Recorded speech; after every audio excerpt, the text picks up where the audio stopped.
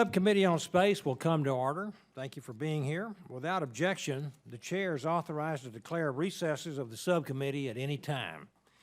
Welcome to today's hearing entitled The Commercial Space Launch Industry, Small Satellite Opportunities and Challenges. I recognize myself for 5 minutes for an opening statement. The commercial space industry truly is an amazing industry. It generates hundreds of billions of dollars of economic activity, serving both the private and public sectors, all while pushing the boundaries of innovation and fostering the United States as a global leader in space. Part of this innovation is a new space spin-in phenomenon. Computer, data analytics, and IT technologies having their origin in our space program, but more recently developed outside of the space sector, are being reapplied for space-specific purposes. Significant research and development investments are also being made in the United States to create and manufacture new types of small satellite technologies and applications. One of the largest barriers to that small satellite companies that they face is the cost of launch.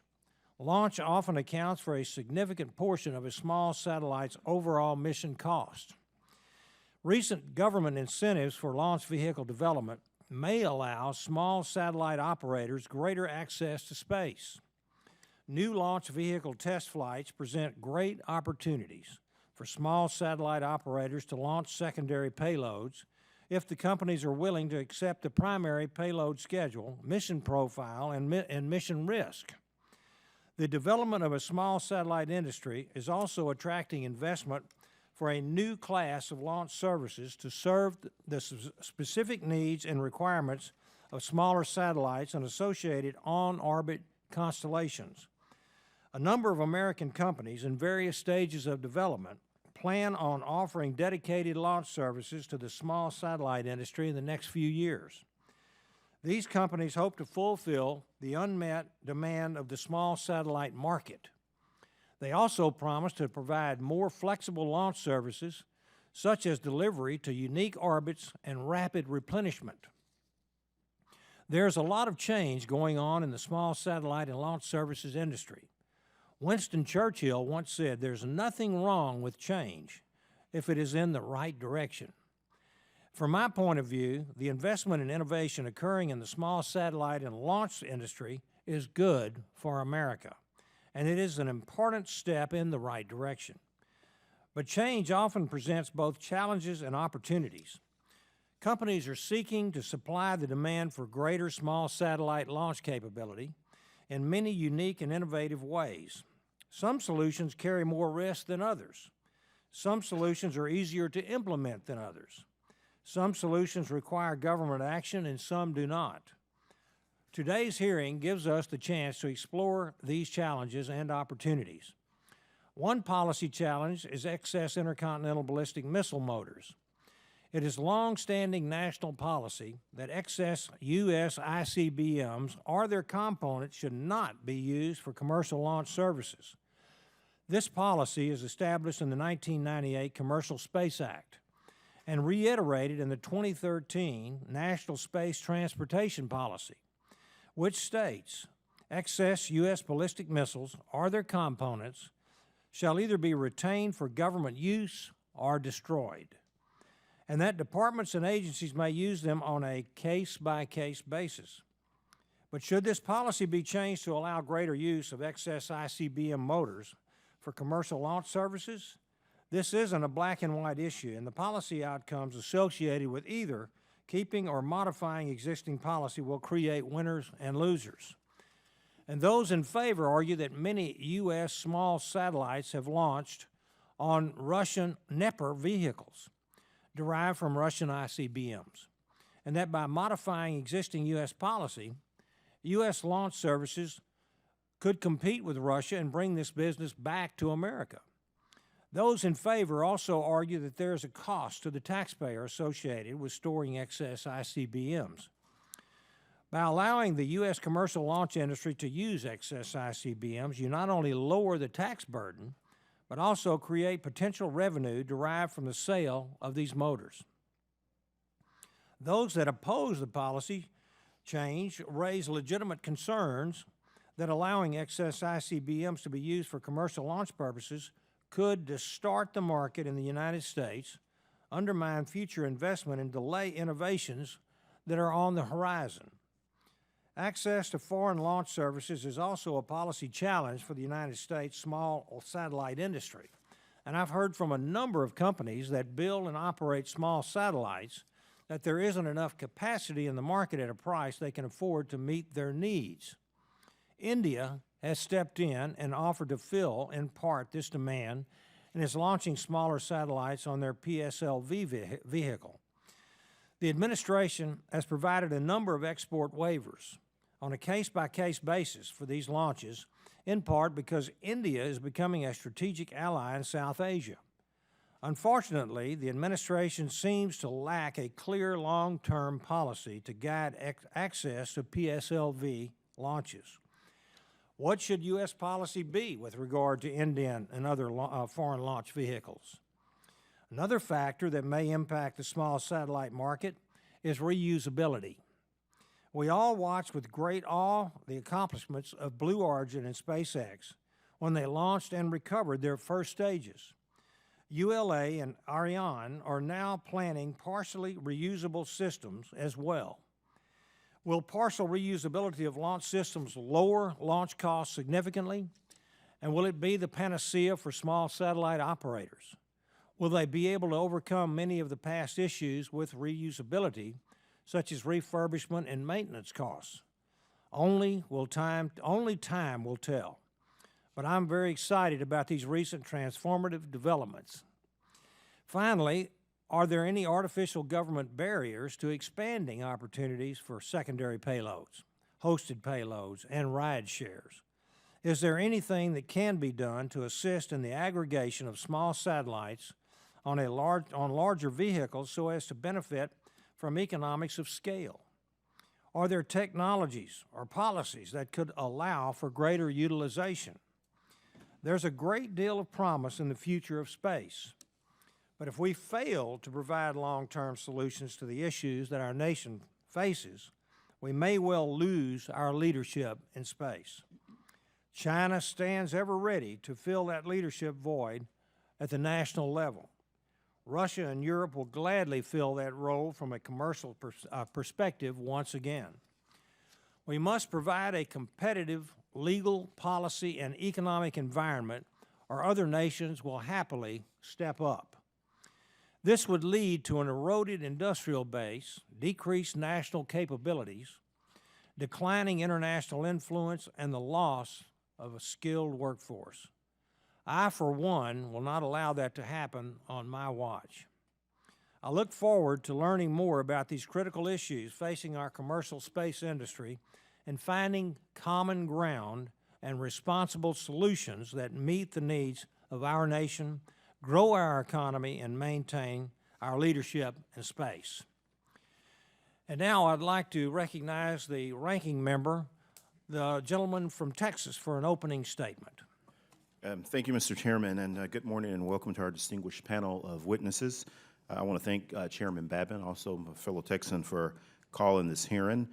Before I begin, though, I would like to note that we received the final witness testimony statements and the hearing charter less than 24 hours ago. And this has made it very tough on member preparation and staff preparation likewise. And in the future, I hope that we can receive the testimony and charter in a more timely manner. That would be very, very helpful. Now, again, as a Texas member, ensuring the continued growth of the space industry and addressing the challenges within emerging sectors, such as the commercial launch industry, remain incredibly important to me and my fellow committee members. Thanks to the Johnson Space Center in Houston, Texas, they have long been a leader on space issues. Now, as we move forward with commercial space flight, Texas is positioned to be a leader yet again with a growing presence of commercial test and launch sites in Texas. Companies like Blue Origin and SpaceX are laying the groundwork for innovation and helping to inspire the next generation of scientists and engineers with their latest test sites in West and South Texas.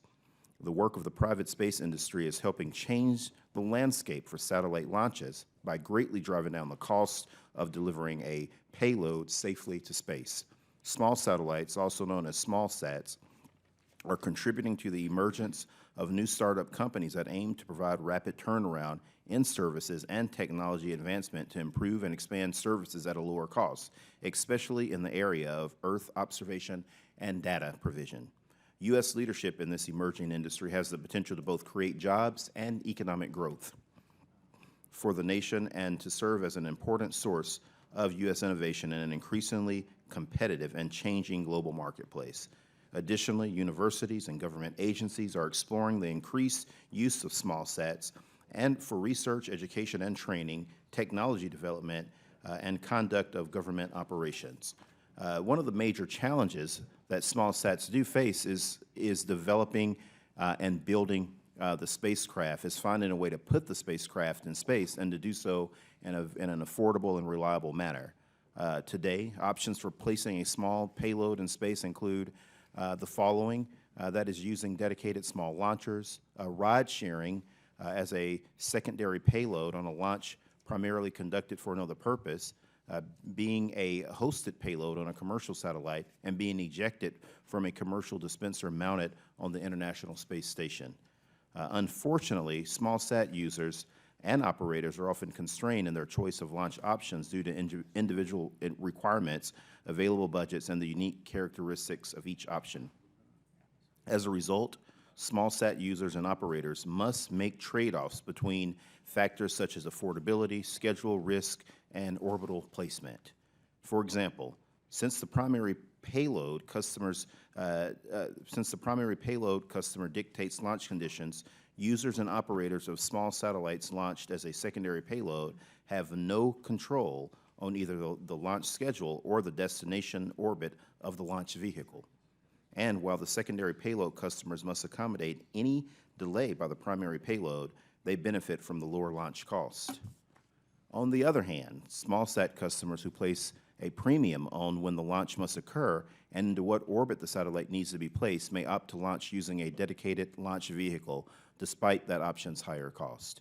So it is not surprising that a number of providers are seizing on this opportunity to offer additional launch options to meet existing and projected demand by small sats.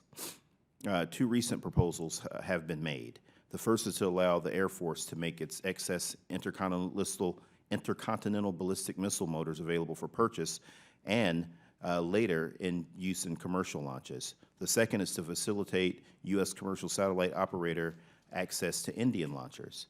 I hope that we can have an objective discussion with the panel on the pros and cons of these proposals and identify possible unintended consequences as well. Such a discussion is critical because both of these proposals are likely to require changes in statute and policy, which this committee would have jurisdiction over.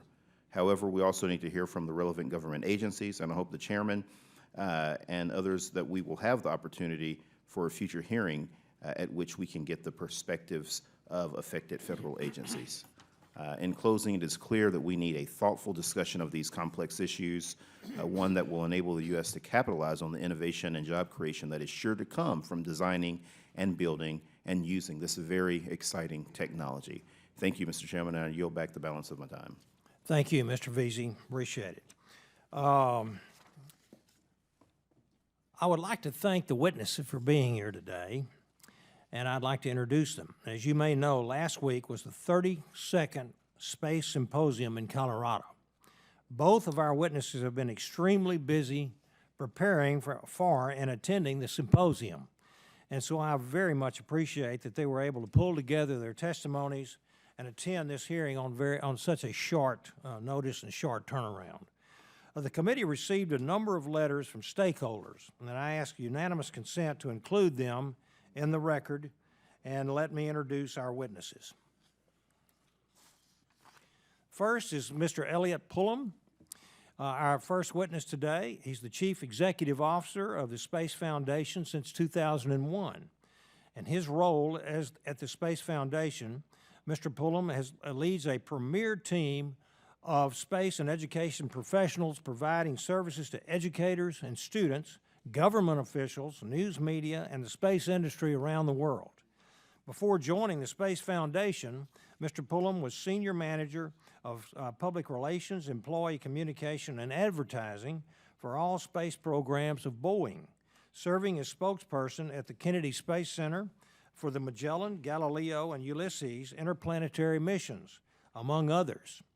Mr. Pulham has a degree in journalism and mass communication from the University of Hawaii, Manoa. Second, Mr. Eric Stallmer. And we appreciate Mr. Stallmer being here today as well. He's president of the Commercial Spaceflight Federation since 2014. In his role, Mr. Stallmer constantly promotes the industry and member companies through his outreach of high-ranking officials and high-profile media outlets. He also promotes the mission of CSF through participation at multiple industry conferences throughout the year. Mr. Stallmer, a Master of Arts degree, has a Master of Arts degree in Public Administration from George Mason University and a Bachelor of Arts degree in Political Science and History from Mount St. Mary College. I now recognize Mr. Pulham for 5 minutes to present his testimony. Thank you, Yes, Mr. sir. Chairman, and thank you, members of the committee. It's a pleasure to be here today, and I thank you for the opportunity to testify on matters having to do with space launch and satellite markets. In addition to my testimony, I'd like to enter into the record a brief report on these markets, which is gleaned from our online research source, the Space Report, which has been included as an addendum to my remarks. I'm here today to provide perspective and data on behalf of the Foundation. We're a 501c3 nonprofit, non-governmental organization, and we strive to be an entity that all stakeholders in the space policy realm can trust to provide fair, balanced, and well-researched information. The easiest way to characterize the current international launch market is that it is highly competitive, abundantly supplied with a variety of launch systems, and with new systems and suppliers entering or attempting to enter the market virtually every day. In 2015, there were 39 different major launch vehicle models in operation, 39. And they accounted for 86 launches around the world. In simple math, this is less than 3 launches per vehicle, which is not commercially sustainable, and it means that some systems enjoy a backlog of orders, while many, many launches depend upon government involvement of one kind or another. Regarding the notion of permitting or prohibiting access to foreign launch services, our experience is it's very hard to characterize levels of government support for many competing systems because of the different cultures, economies, types of government, perceived societal roles, and so forth. But it is safe to say that there are very few launch systems in the world that have not had some kind of government support at one time or another, although I think this is certainly beginning to change with the advance of small commercial launch vehicles. The issues I think before us have to do with fairness to the satellite manufacturers of the U.S. and our allies, reasonable access to launch options, and attention to security concerns that do not constitute a broad or overly restrictive reach by regulators. The impact of ITAR restrictions over the past 20 years has mostly been a body of unintentional consequences that have injured U.S. satellite manufacturers while promoting the development of so-called ITAR-free and no U.S. content satellites in Europe and Asia. Many of the satellite orders once routinely filled by U.S. companies are now filled by others. Even good friends and allies who really, really would like to buy American find themselves frustrated still. Significant changes to ITAR have been made, but implementation of the changes within the government has been slow. Recently, there's been some discussion about allowing U.S.-built satellites to fly on boosters, such as the Indian PSLV. This kind of discussion has taken place before in the case of allowing U.S.-built satellites to fly on Chinese boosters, which was permitted but came to an end in the late 1990s with the failure of a Long March booster and the subsequent investigation, which resulted in the ITAR changes mentioned. Since then, no U.S. satellites have flown on Chinese booster. I think the concern about using Indian boosters is not so much the transfer of sensitive technology to a nation that's a fellow democracy, but rather whether the Indian launches are subsidized by the government to a degree that other market actors would be priced out of the market. I would point to the chart that in my testimony that shows the launch rates for the past decade. India has not managed to launch more than a half a dozen times a year. They've also had some reliability challenges with their systems, and I do not see them as a clear and present danger to U.S. launchers quite yet. With the boom in small satellites, there's also a boom in the development of launchers dedicated to small sat, CubeSat, nanosat, whatever you want to call them, market. The boom has numeric interest, but its market impact remains to be seen. Total mass of nanosatellites launched in 2015 only equals 1% of the total mass launched. If it were not for the unique orbits required for various small satellite missions, all 120 of the nanosats launched in 2015 with a combined mass of less than 500 kilograms could have been orbited on a single Delta II launch vehicle. As regards these new constellations that we're seeing, we've seen a similar story before when forecasts for thousands of new small satellites were envisioned for systems like Teledesic, which I had some experience with. These led to wildly ambitious launch forecasts in the 90s, which did not materialize and have had a negative impact on national security space ever since. Then, as now, there was enthusiasm for the spin-in of technology and management architectures from the non-space world. But space was and is hard. The ability to succeed in cellular communications did not translate into success in the satellite marketplace in the 90s, nor does acumen in information technology necessarily equate to satellite success today. Many of the investments being made in small satellites are driven simply by the smaller costs of the spacecraft. Small cost and big capability seldom arrive hand in hand. The other major policy considerations that accompany this proliferation of small satellites has to do with the necessity of getting our arms around a space traffic management regime which will ensure continued long-term access to space for operators of all sizes. And I'm sure you've all heard the 3 C's: space is congested, contested, and competitive, and it's only getting more so. I don't want you to think that I'm not excited about this emerging sector or that it's necessarily doomed to the face of the little Leo phenomena of the 90s, but rather I'm saying we need to be cautiously optimistic and not overly bullish. At a recent House Armed Services Committee, General Hyten said it was incredibly difficult for a government to accurately forecast launch industry trends and say with certainty where the industry will be several years from now, and I would say it's difficult for anyone to do that. Technology improvements have resulted in better components, less expensive technology. I'm not saying it's not as good as other satellite stuff that's out there. And the emerging players do offer technology advances such as rapid iteration, constantly increasing communication speed, bandwidth, et cetera. These capabilities may, in many cases, be complementary with legacy companies' products and services. I think Pentagon's recent outreach to Silicon Valley speaks to the recognition that there are new things to be learned. Partially or fully reusable launch vehicles have been the holy grail of the space sector for ages. It is delightful to see progress being made towards reusability. In wrapping up, because I've abused my time, I just want to finally address an issue that is larger than the focus of today's hearing, which is the future of the country in space and how we ensure U.S. leadership in space. Last month, the Space Foundation, along with 13 other space-related associations, including Mr. Stallmer's, released a paper ensuring U.S. leadership in space. The document is intended to be a non-political statement from the space industry to inform candidates for office and educate them of how important and essential space efforts, technologies, and capabilities are for all Americans. I encourage you to read this document and ask that you insert it in the record of this hearing. Again, thank you for allowing me to go a little bit over my time, and I look forward to your questions. Yes, sir. Thank you, Mr. Pulham. Appreciate that. And I would now like to recognize Mr. Stallmer for 5 minutes for his testimony presentation. Thank you, Chairman Babin and members of the subcommittee, and thank you for holding this hearing today. The Commercial Spaceflight Federation is the leading national trade association for the commercial spaceflight industry. Our members are responsible for the creation of thousands of high-tech jobs driven by billions of dollars of investment. Through the promotion of innovation, CSF is guiding the expansion of Earth's economic sphere, bolstering U.S. leadership in aerospace, and inspiring America's next generation of engineers and explorers. As the commercial space industry experiences rapid growth in demand, the U.S. launch industry is responding. Presently, the U.S. launch services market is dealing with demand in 3 ways. First, companies are investing a substantial capital in the development of a new class of small launch vehicle systems, including Virgin Galactic, Firefly, Vulcan, and Rocket Lab. Second, through bundled satellite deals on dedicated medium to intermediate rockets, lift rockets with SpaceX and soon Blue Origin and Sierra Nevada's Dream Chaser.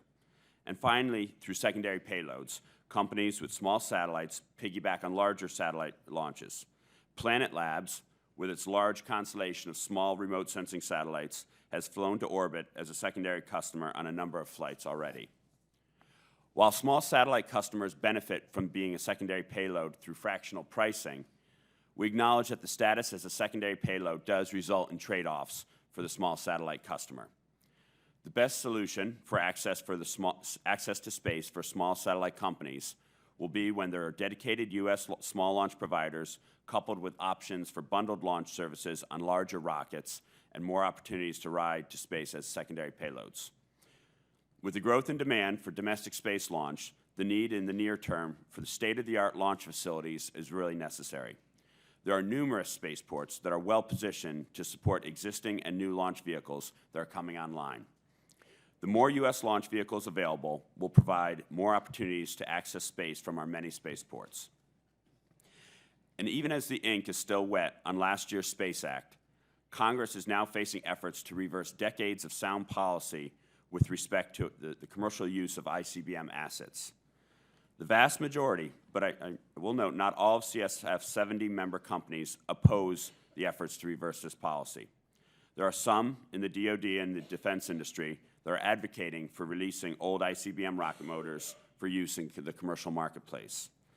Those advocating for this change seek to buy the rocket motors at substantial discount and then compete against U.S. companies that have developed their own launch capabilities using private capital investment. This proposal is counter to the long-standing U.S. law and policy. Wholesale conversion of ICBMs into space transportation vehicles risks placing the government in the position of competing with the private sector and could have long-term consequences, and we've seen this in the past. Such behavior risks undermining investor confidence as well. By consistently reaffirming 30 years of U.S. commercial launch policy, improving regulatory stability, and promoting pro-growth policies, the United States government has fostered a healthy development of the U.S. commercial launch industry, and we are seeing this policy bear fruit today. CSF encourages this committee to propose any changes to the existing policy with respect to the commercial use of ICBM assets for the reasons that I've outlined in my written testimony. CSF also opposes efforts to facilitate a government-subsidized foreign launch company, in this case India, to compete with U.S. companies. Such policy runs counter to many national priorities and undermines the work and investment that has been made by the government and industry to ensure the health of the U.S. commercial space launch industrial base. At the same time, we have to be cautious not to squeeze out the U.S. satellite manufacturers and the operators that have immediate launch needs, which cannot be served by the aforementioned U.S. commercial launch vehicles that will be coming online later this year.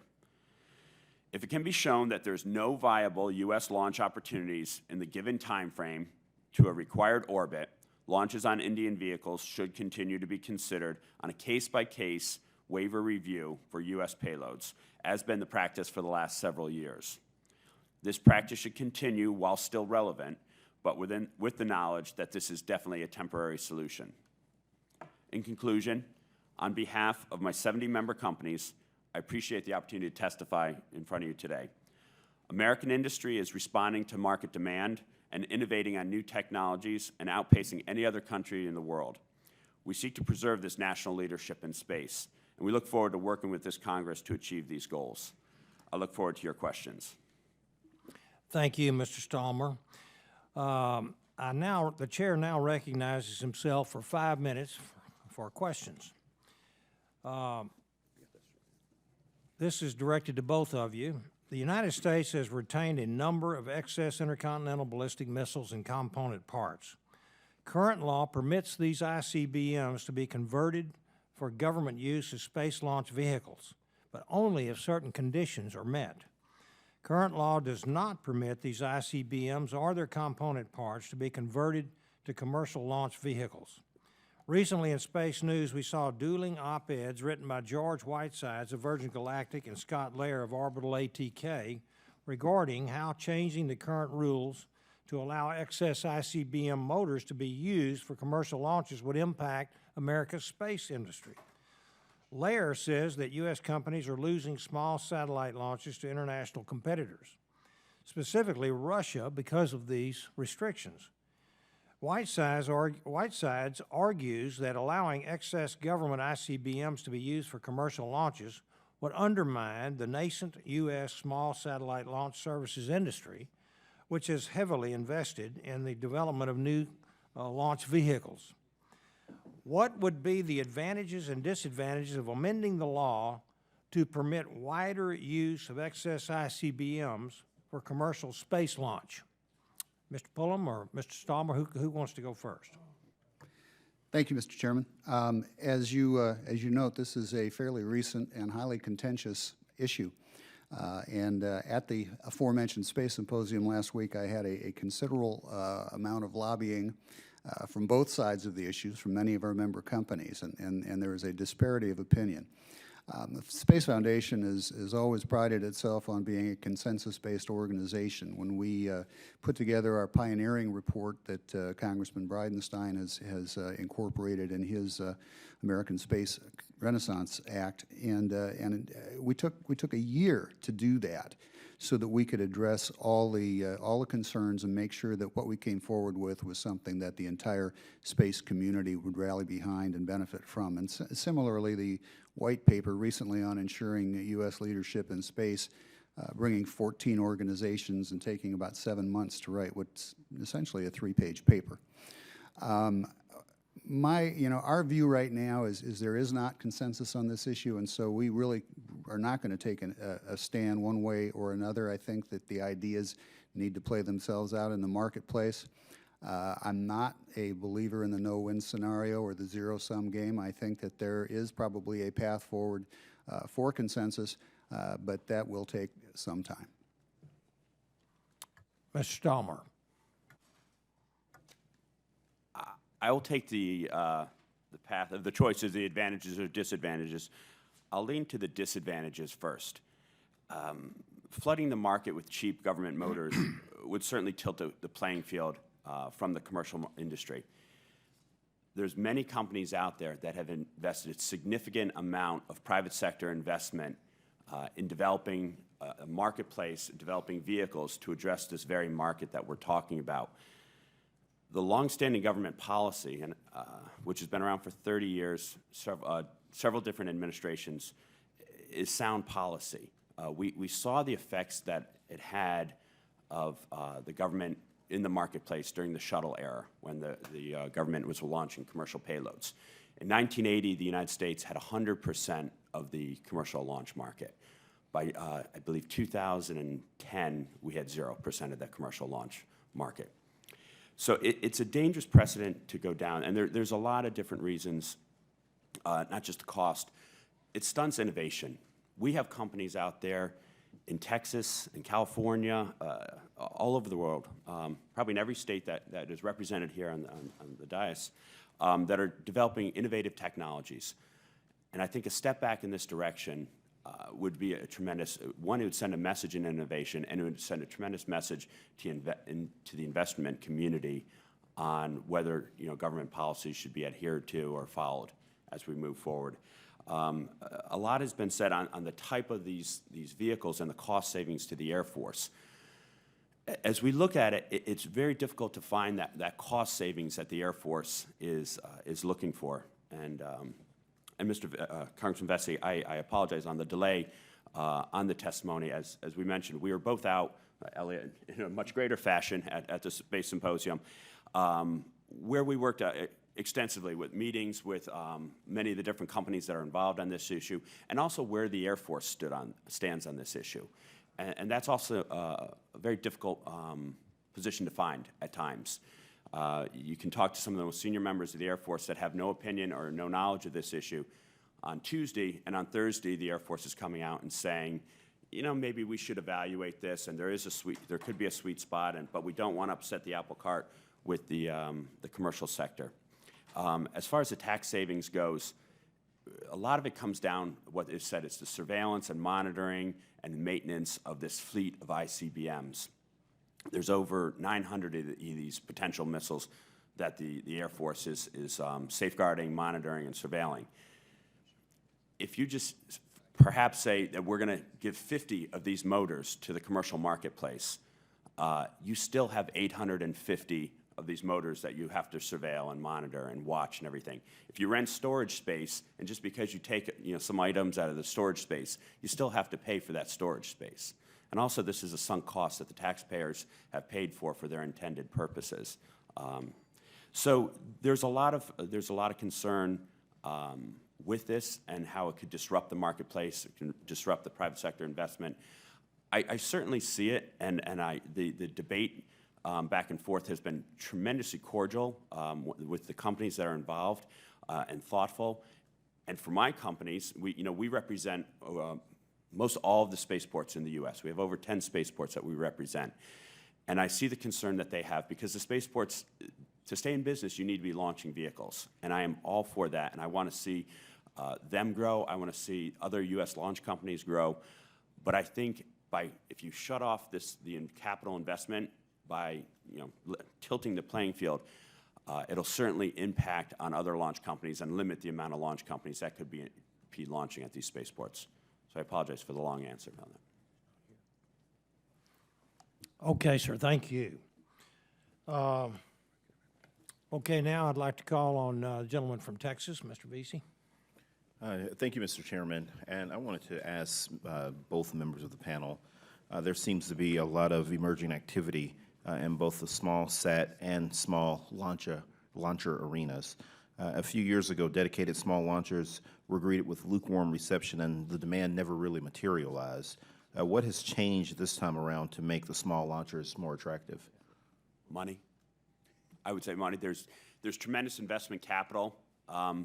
Elliott had mentioned earlier in the late 90s with these pie-in-the-sky ideas, these large, huge commercial constellation.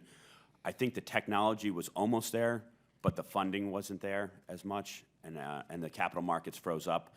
The capital markets aren't freezing up right now. There's a tremendous amount of investors. There's crossover investors that are investing not only in these large satellite constellations, but also in the launch vehicles that will provide access to these constellations. So I think that's probably the biggest difference right now from what we saw in the past. And it's the tremendous need for big data, big data. I'm sorry. But there's a tremendous need there for internet access, as well as remote sensing needs, the satellite communication needs. So as our appetite for this grows larger, I think you're going to see the need for these larger constellations. I'd agree with Mr. Stallmer's comments. I think that a couple other things are at play. The large constellations that had been proposed in the 90s were really about building telecom backhaul and video backhaul, and today we're in a world of much more direct-to-consumer use of the satellites and their data. If you look at the largest category of commercial satellite activity, it is direct-to-home broadcasting, followed by GPS, which is direct-to-consumer. Everybody that's got one of these little iPhones or whatever you're carrying, you've got a satellite ground station that you're carrying in your pocket. I think the other really interesting difference to me that is somewhat about the money is the degree to which there is great synergy now between the technical and innovation focus of Silicon Valley and the people who are innovating in space and contributing to these startups in space. If you look at what's going on with SpaceX, well, they know a thing or two about Silicon Valley. They have connections there, and there's this whole locus of people who are equally interested and equally financially invested in these markets that begin to integrate themselves. And so I think you have a more directly relevant set of investors that is much better financially equipped than the last time around, and with a business model that is much more sustainable. And the next question I wanted to ask both of you again is on the Indian launch vehicles. What are the critical factors that are leading U.S. commercial satellite operators to seek waivers to the U.S. policy on launching satellites on Indian launch vehicles. The challenge right now is that the satellite manufacturers are making satellites at a quicker rate right now than we have the launch capability. So a satellite's not making money while it's sitting on the ground. Currently, the PSLV launch vehicle, the Indian launch vehicle, PSLV, has a sweet spot and has the capability of launching some of these satellites right now in a timely manner. We don't want to see U.S. launches going overseas by any means, whether it's to India, Russia, or whomever else. But right now, from the satellite producers and manufacturers, they need to get their assets up in the sky as quick as possible. I think this policy with the waivers and the review is a sound policy. I think it needs to be in place. I think we should stringently look at every launch that is taking place in every vehicle or every payload that we're putting up on an Indian vehicle. But I think it really needs to be evaluated, and I think, as Congressman said earlier, time will tell on this. We hope to phase this out as the new generation of launch vehicles come online. And in addition to that, a lot of these payloads that are being launched on these Indian vehicles are only one-off prototypes, because as they're being launched, they're not being launched in a dedicated orbit. They're being launched with the orbit that it's putting on. So it's mainly the prototypes of these vehicles, these payloads. Mr. Chairman, I yield back. Thank you. Yes, sir. Thank you, Mr. Vesey. I'd like to call on the gentleman from Florida, Mr. Posey. Thank you very much, Mr. Chairman. We got a lot of discussion, but still a relatively small amount of information about the engines themselves. Like each one of you to just swag what you think each one of these engines would be worth on the market.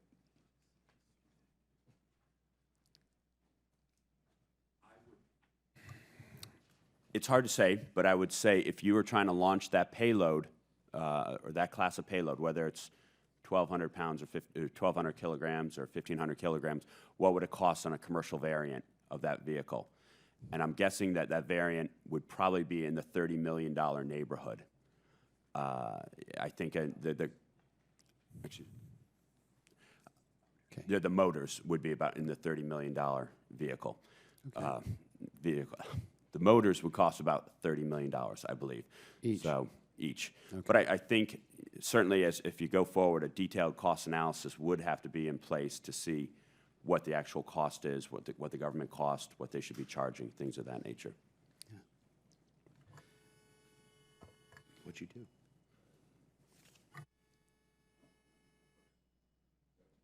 Votes, okay.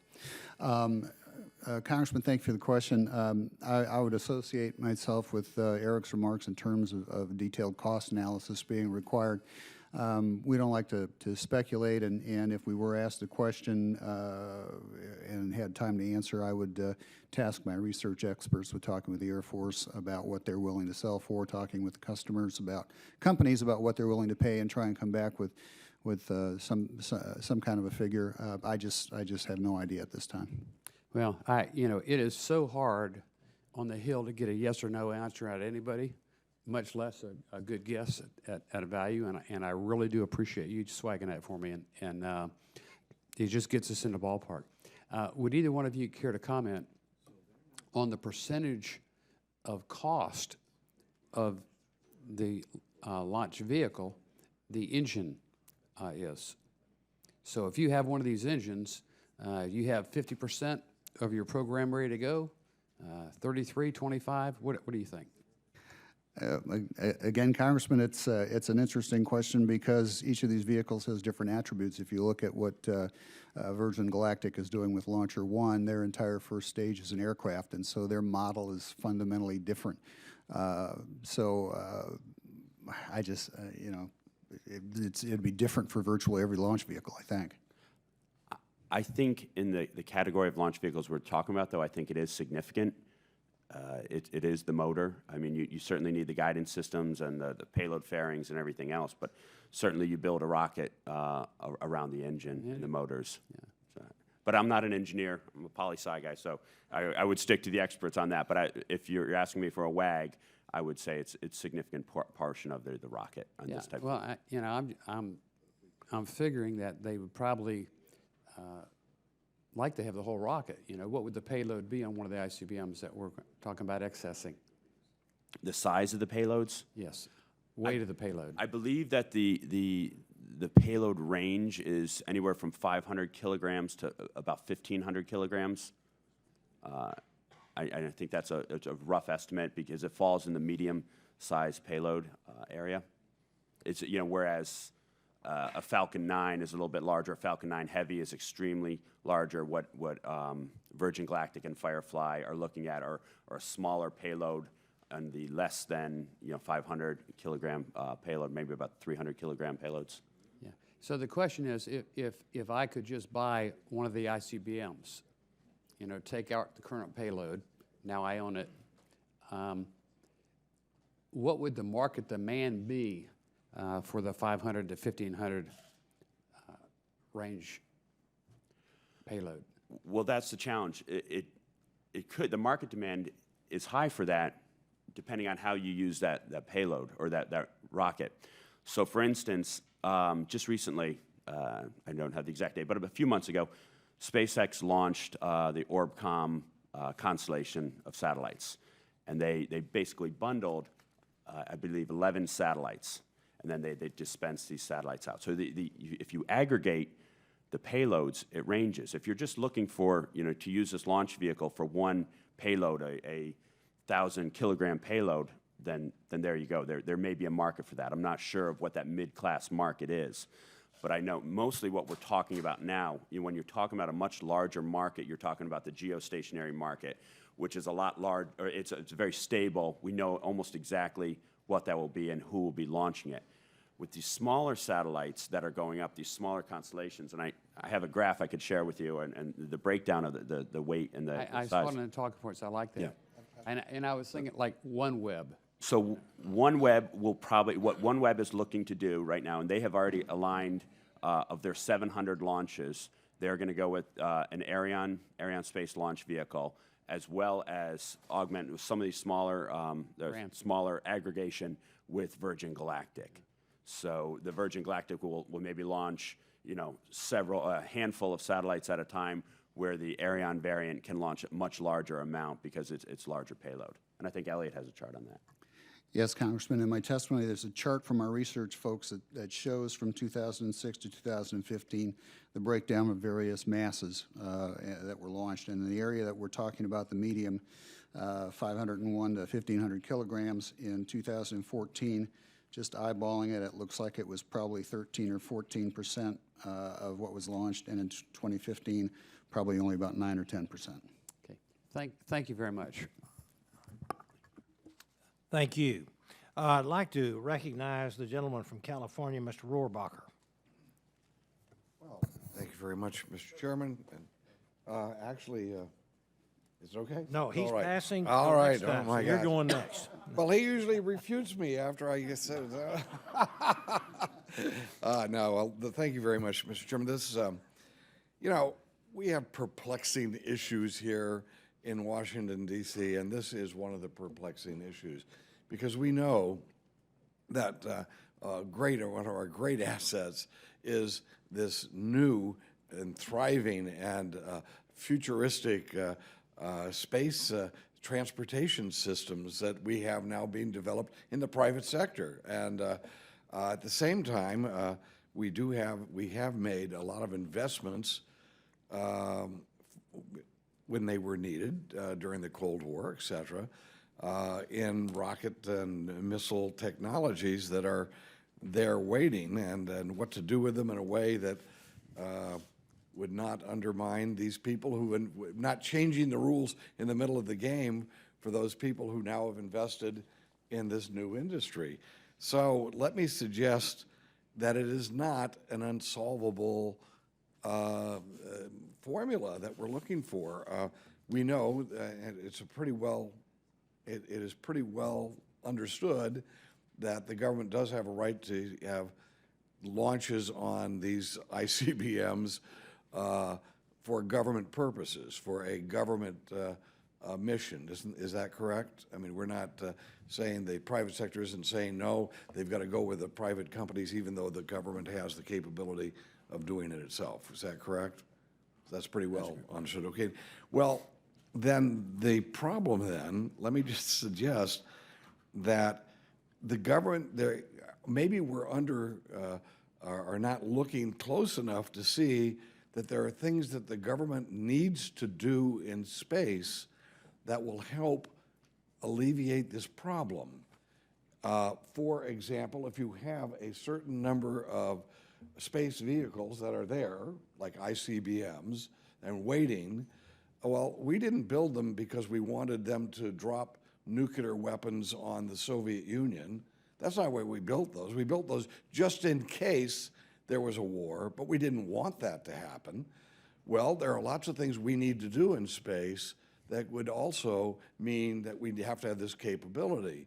How about cleaning space debris? How about making sure that we have a new commitment to making sure, and that would be a federal commitment, and that these rockets would be used for things like that? Or how about global protection against meteorites or asteroids that might come and destroy the planet if we don't have the capability of dealing with that? Those are, we have things we can do that the federal government has to do and has to be part of. If we don't clean up the space debris, we're not going to be able to do this business in space. It will undermine the private sector anyway. So we need to do that. It needs to be done by the federal government. It needs to be a federal program. And so maybe we can dedicate these ICBMs to missions like that. And rather than trying to undermine our people in the private sector who've invested huge amounts of money in order to build this capability without thinking the federal government was going to change the rules of the game and undermine their efforts to operate in the market. So anyway, that's just a thought. The bottom line is we need innovative technologies, but I think what we need, Mr. Chairman, is not just innovative technologies, but we need innovative policies and perhaps expanding the role and getting the job done that we need to get done in space and focusing on that may help us overcome this perplexing issue that we're discussing today. And you've got about a half a minute to say yes or no. Space debris is a huge issue, and I never thought I would see a time when the commercial industry would be anxious to try and find ways to regulate itself because of the environment up there. We're starting to talk about space traffic management, which has been an off-subject thing in recent years. So, absolutely, space debris is a huge issue, and anything we can do to tackle it is something we need to do. Even with those, even when the old ICBMs might play a role. If they can play a role, let them play a role. I would say no on the ICBMs because China had a satellite that they justified that there was a dead satellite and they wanted to take it out of that orbit, and they used an ICBM as an ASAT weapon. And as we were tracking, the U.S. tracks over 20,000 pieces of debris because of this China ASAT that took place.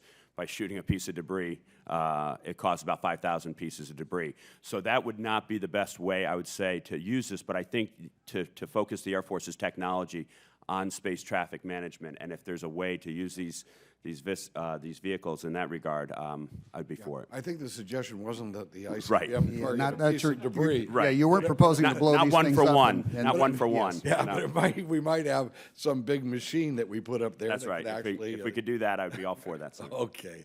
Thanks very much, Mr. Chairman. You're welcome. Thank you. Good line of questioning. Let's see now, gentleman from Colorado, Mr. Perlmutter. Thanks, Mr. Chair. And Mr. Rohrbacher and I often disagree, but a lot of times we agree. And he and I are on the same page when it comes to creating some kind of formula that both encourages private development of launch systems to carry, smaller satellites to really maximize the private endeavors here, but also maximize the investments that taxpayers have made, whether they're from Colorado or California or any place else in the nation, with all these ICBMs. So I think there will be a formula that will do both of those things. And, you know, and I agree, we want to use the ICBM not to blow something up there, but to maybe be the vehicle that, Certainly. you know, has the snowplow cleaning up the junk up there. So, you know, one of the things I want to see encouraged, and I think we're seeing this development, is with the small satellites, the CubeSats, the microsats, whatever you call them, to be able to have some kind of a launch system that really is dedicated to them. And so that, you know, whether it's some small private enterprise that's building the satellite, or whether it's, you know, a university developing the technology to go on a small satellite. I mean, I came in late, and my guess is you gentlemen have already answered this, but are those launch systems being developed?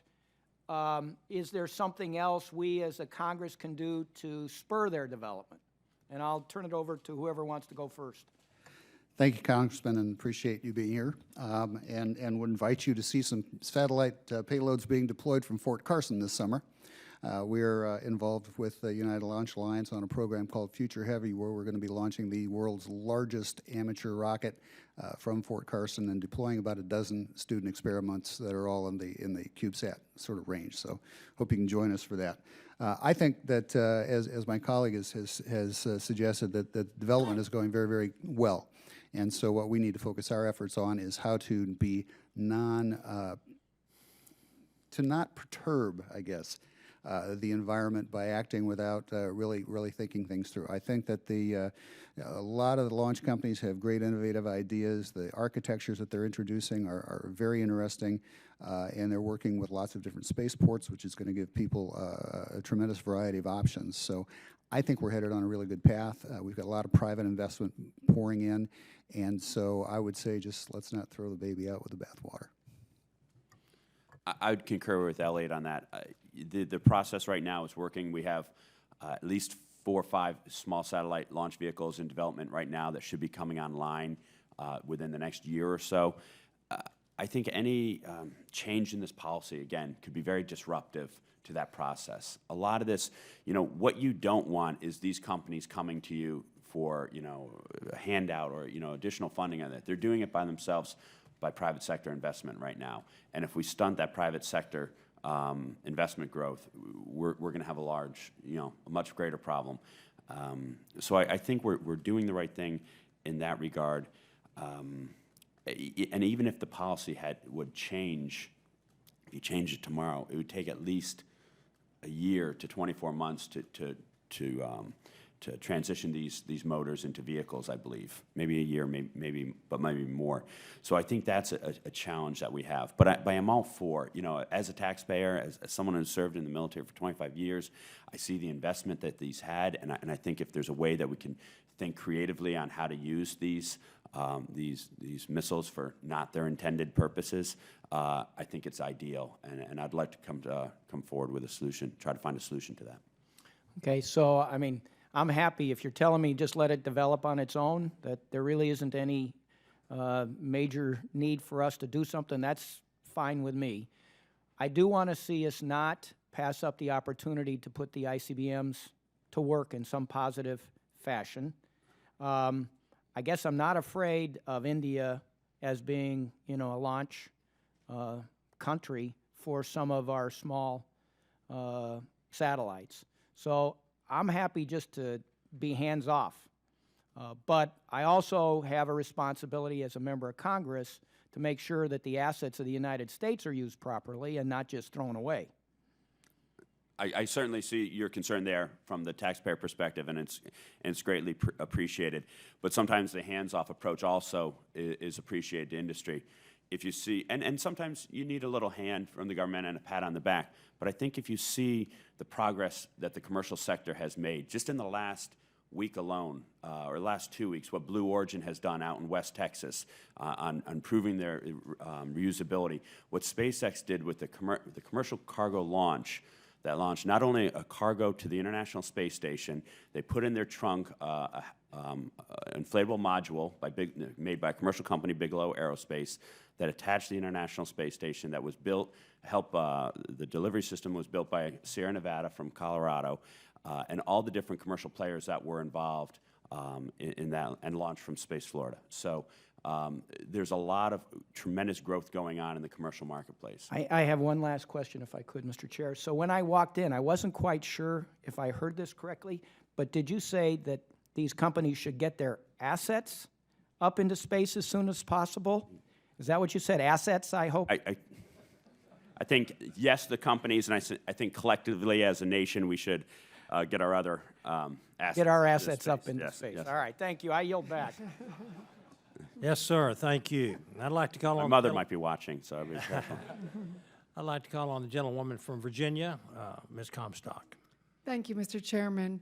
It's hard to have a discussion about commercial space and not mention Virginia's Mid-Atlantic Regional Spaceport at NASA Wallops, which is one of only 4 launch sites in the entire U.S. It's capable of launching to orbit, has served as a vital asset in support of our nation's space industry.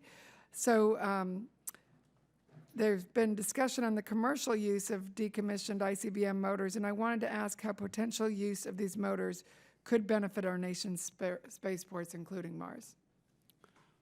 Well, we represent Mars and the great people at the Mid-Atlantic Regional Spaceport. Dale Nash is doing a fantastic job down there, and I think it's a vital asset to the U.S. spaceports. And we are tremendously supportive of what he does. And I also should say, Congressman, tremendously supportive of what you do for McLean Little League and your support. You know, I have 3 children; they're quite heavily involved. We have we just had our kickoff on Little League, and Jason Worth threw out the first pitch, so that was fun too, right? I heard he was only going to be there because he knew you were going to be there. So. Oh yeah. No, the spaceports are vital to the economic growth of our industry. It's a total ecosystem of what we're dealing with. Without these state-of-the-art, reliable spaceports, we are not going to have the vehicles that we can put up into space and all the tremendous benefits that we're going to get to space. So to say we support Mars, it would be an understatement because I think, as I say, a vital asset. I guess our thinking would be, and they have a great partnership with Orbital ATK, another fantastic company who's right in the middle of this issue, and we want to see Orbital be launching as many vehicles as they can from Mars and from the other spaceports. We see the value, though, without these ICBMs, that there's potential of launching even more vehicles from those spaceports, and that spaceport in particular. However, I think if the government intercedes and cuts into the competitiveness of the commercial marketplace, as we've seen in the past, it could have really damaging impact on the industry as a whole. So instead of launching 1 or 2 vehicles from the spaceport per year, you can go either way. It could be we launch several or launching a few, and I think that's what we really need to examine. But tremendously supportive of the Virginia Spaceport. Thank you, and thank you, Mr. Chairman. You're welcome, thank you. I think at this time we'd like to go back through for a second round of questions, if that's amenable with everyone. I recognize myself for the first one. Under the 1998 Commercial Space Act, the federal government can use excess ICBMs for its own use as long as certain conditions are met. We've heard that numerous times today. This provision was utilized by NASA for the LADEE mission. We've recently heard that the procurement for this mission was particularly onerous and resulted in a protracted protest to the GAO. As a result, we've heard NASA is hesitant to use excess ICBM motors on future missions despite being able to do so. What can the Congress do to make it easier for agencies to utilize existing authorities to use these excess ICBMs for governmental purposes? Both of you. Mr. Chairman, I think you cut right into the Armed Services Committee here. The issue, I think, is the difficulty of the contracting environment as regards federal defense and space procurements these days. There's very rarely anymore a procurement that doesn't end up in court or appealed or challenged or protested or whatever can be done. And so, I think that the issue is not one that's particular to launch vehicles of any kind. I think it's systemic within federal contracting and needs to be the subject of contracting reform discussions. Mr. Stallmer. And I think a lot of this discussion, when you go through this, the research and the waiver process to launch on these vehicles, a lot of this policy is the discussion on the potential of what if a launch failure happened of one of these ICBMs? I think that is a discussion on what this could mean to the nuclear triad. I think that was where a lot of the area of pause came from, and the implication and the integrity of our ICBM arsenal. So I think there's a lot of broader policy implications involved with this. Certainly the discussion with Congress on how we can streamline these processes it would be helpful in that regard, because again, the national policy does state that these assets can be used for defense and other government missions, and just they need to go through that process. So I think it needs to be a thoughtful discussion involved on that. Okay, thank you.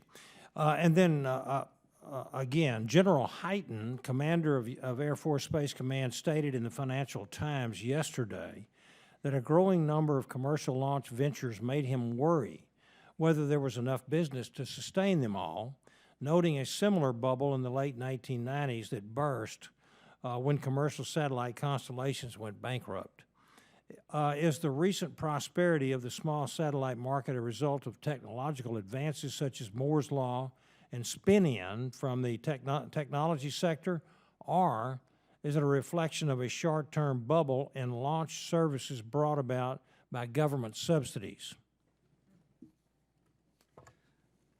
Thank you, Mr. Chairman. I certainly don't think it's because of government subsidies. I think that you're seeing different success in different sectors of the space industry, and that drives itself into the various types of satellites that are being launched. In the case of the very small satellites, it's really been the development of microelectronics and the compression of processors and the availability of nanotechnology that is allowing these small satellites to be produced almost as a commodity. They're coming off an assembly line and students are putting them together, and it's not the kind of intense clean room operation that major satellites are contending with. At the same time, the companies that have orbital slots where they're able to put very high-value satellites in geostationary orbit, they're not shrinking those satellites. They're putting more and more capability into them and more capability to stay in orbit longer, because the longer a commercial satellite is functioning, the more revenue they're able to see from it. And so you're seeing investments from the commercial operators in things like research that will help them with satellite servicing. And I think it was Intelsat that just inked an agreement with somebody to do Orbital ATK. with Orbital ATK to do a demonstration of satellite servicing. So you have different types of investment being made at different sectors of the industry. You do have, the launch business is interesting. It really only comprises about 2 to 2.5% of the total space marketplace globally, but that 2.5% works out to about $3 billion or so. So that's not $6 billion. So that's not chump change if you want to be in that business. So there is a market for each of these things, and I think we need to trust the companies that have business plans and business models to go after each of these segments, and to do so knowing that some are going to succeed and some are going to fail. But I think that we're at a point in the maturity of technology and maturity of the industry, and the depth of financial strength behind these, that we're going to see more successes than failures as we go forward. I would say, in all due respect to General Hyten, that I would gauge the forecast of the commercial marketplace more from the commercial marketplace rather than from the Air Force, as well as through a lot of the organizations that are doing these forecasts in tremendous detail. For instance, the Tory Group on their annual forecast of what venture startup looks like, and on what the Space Angels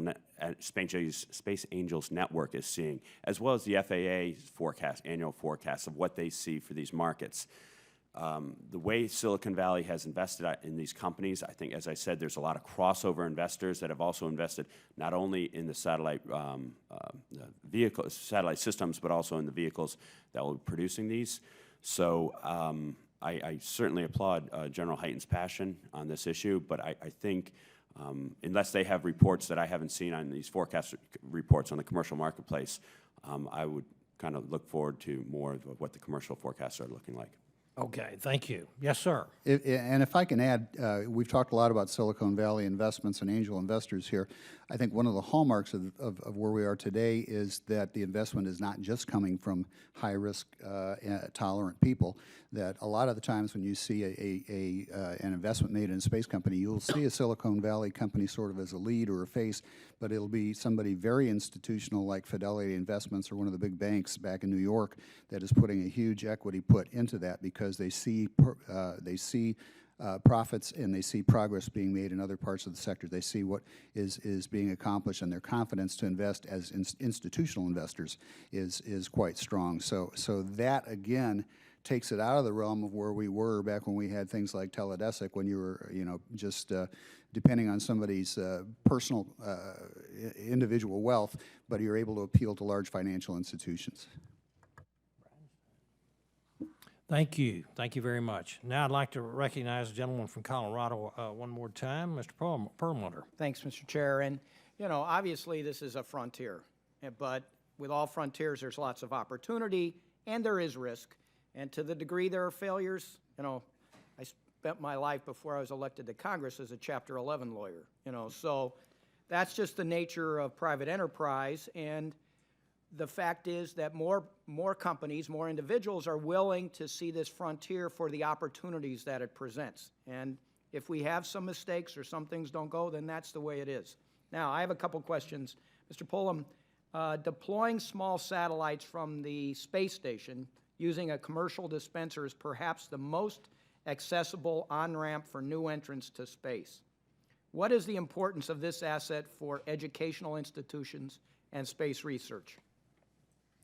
Thank you, Congressman. It's very important, and we're pleased to work with the folks at CASIS in Florida on a number of programs appealing to students. But it is one of the largest uses of these small satellites is for universities and student research because they don't have access to the big national labs and platforms.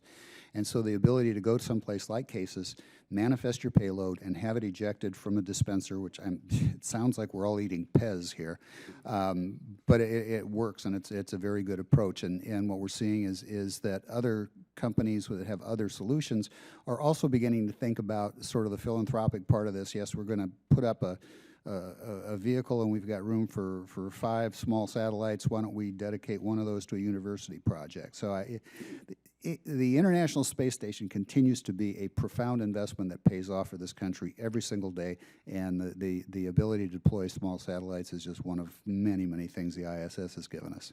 Okay. Anything to add? Absolutely, completely concur. I mean, the value of the ISS has innumerable to speak of. And it is absolutely a great on-ramp for a lot of the type of payloads that are being launched from it. As we move forward, I know a lot of these satellite payloads want to get in their dedicated orbit that would be optimal for their use. And whereas the ISS, you go out where they ship you out. So, but it is just an outstanding resource, and the work that CASIS is doing is fantastic. And the companies like NanoRacks that help support this, it's great. Similar to a discussion we had with my last round of questions. So this year we found ourselves talking at length about how to transition from the Obama administration to the next president. These conversations will likely carry over after this year. What advice do you gentlemen have to our committee and the incoming administration, whoever it is, to support the growing commercial space industry? So, Congressman, thank you. In my introductory remarks, I asked to have included a white paper that our 2 organizations and 12 others worked on called "Ensuring U.S. Leadership in Space," and that paper was written particularly to present an industry consensus on exactly this issue for people that are running for office, both those that have and those that have not space experience. I think this committee is very rich in that you have a lot of people here who have this experience and can share that with other members. The enemy that seems to gnaw at space programs in the U.S. is the enemy of transition from one administration to another.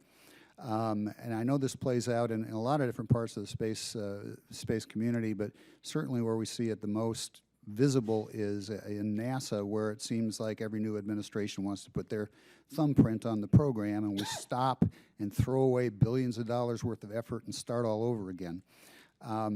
Starts and stops and redos are killing us, and we have to get to a position of consistency, and many of these recommendations that we've made in the past are now in Congressman Bridenstine's bill that he announced last week. And so things that give NASA and others in the space business the opportunity to do multi-year procurements, no-year procurements, stability in leadership. It's a highly technical enterprise, and it shouldn't be subject to high political turnover. And just a long-term vision of what are we intending with our space industry. We have good space policies. I'm going to stop you for one Please. second, just to put in a plug for something I'm pushing, which is the orbital mechanical engineers say 2033 is the best time to get our astronauts on Mars, because that's when we're closest. It saves a lot of travel time. And so my goal is to make sure we have something from a congressional standpoint suggesting to the administrations as they come and go, let's get our astronauts to Mars at least by 2033, if not before then. And so you're absolutely right. A lot of starts, a lot of stops. We need continuity of mission. We need not to start engaging in things if the private sector is actually working its way through all of this. So 2033, just remember that date. And then, Mr. Stallmer, if you had something you wanted to add, go for it. I think Elliott did a great job covering. I would say for the private sector and the civil and military space, their goal should be to do, in regards to civil and military space, do what the commercial sector cannot do. This commercial, and I'm going to tell you all the great things that are going on in the commercial marketplace, but there's still fundamental science and technology that only the government has that competency and capability of doing. So, I know firsthand your staff and all the staff here has always been engaged with our myself and our member companies on knowing what our capabilities are, what our aspirations are, and what our limitations are. And I think we'll always be honest with you. And I think as we move forward, from whatever new administration it's going to be, is that NASA has core competencies that they're very good at, as does the DoD. And you got to keep in mind that the commercial marketplace will be there to help throughout the way. Thank you. Thanks, Mr. Chair. Yes, sir, thank you. Now I'd like to recognize the gentleman from Florida, Mr. Posey. Thank you, Mr. Chairman. Still trying to quantify the potential values and potential uses of our potentially expendable ICBMs. Is there anyone in the industry who uses the same motor now? I do not believe so. I believe that Orbital ATK is a subject matter expert on solid rocket motors. I could be corrected on that, but by and large, the majority of folks in the launch industry use liquid motors. And so Orbital is the one. Orbital ATK are that. And again, I'll check for clarification, but I believe if they aren't, there's not that many others. So, okay. But I believe they are the only one. And I was interested really in domestic because I don't want them to go overseas. Right, yeah, of course. By any stretch of imagination. A little while ago, you talked about the United States having 100% of the commercial launch market back in the 80s. And then I missed the last part of that sentence. We managed to parlay it into what? So the U.S. changed their policy. The U.S., the commercial launches, and then we changed the policy to go onto the shuttle. And then after the shuttle happened, during that time frame, a lot of the Arianespace emerged to take up a lot of those commercial launches because of the limitations that the U.S. launch companies had. So the U.S. government was still launching, or we still were launching government payloads, but as far as commercial geostationary satellites, we were at zero. And that has recently changed, I think, with the emergence of SpaceX. I think in 2010, we started beginning to capture a larger amount of the market share. And right now, I believe, correct me if I'm wrong, but I believe that we have 60% of the geostationary commercial marketplace. Okay. Yeah, my recollection is a little bit differently. I think we lost the commercial market because we overregulate it, while other companies subsidize and actually help their industries. We choked the golden goose, and I think we managed to do that. I don't think there was ever a necessity for an Ariane if they had left our commercial launch vehicles alone and let them do their job without trying to fund federal agencies with what should have been value-added, or actually were non-value-added cost to our commercial launch market. Thank you, Mr. Chairman. I yield back. Okay, well, I think this pretty much wraps up the questioning for today. And I'd like to thank the witnesses very much for being here. And I know there were some other folks that wanted to come back, but I think they had other meetings. So I guess the record will remain open for the 2 weeks for additional written comments and written questions from members who did not get back and ask their questions. So thank you again, witnesses. We appreciate it. And this hearing is now adjourned.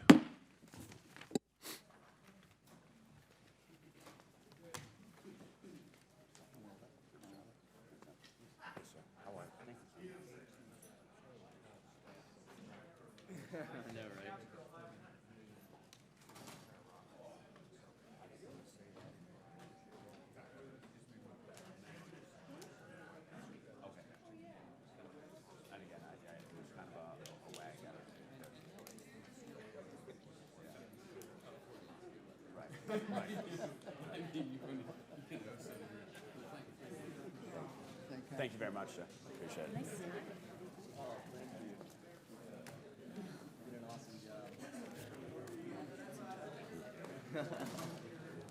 45 minutes, huh? You did a great job.